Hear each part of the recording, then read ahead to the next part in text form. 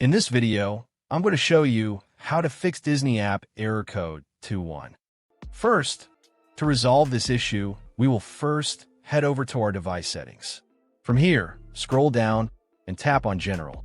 Once you're in the General Settings tab, look for iPhone Storage option and tap on it.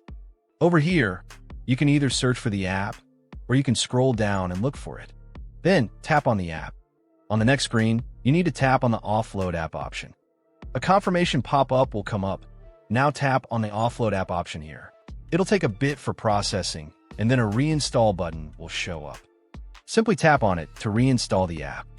This should resolve the issue, but if it doesn't, then you need to check if the app is running an older version. Head over to App Store.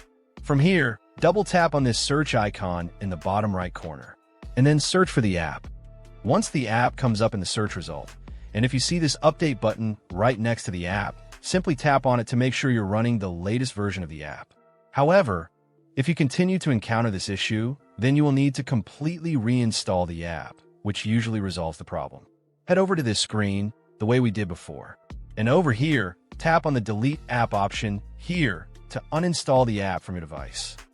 A confirmation pop-up will come up. Now tap on the Delete option here.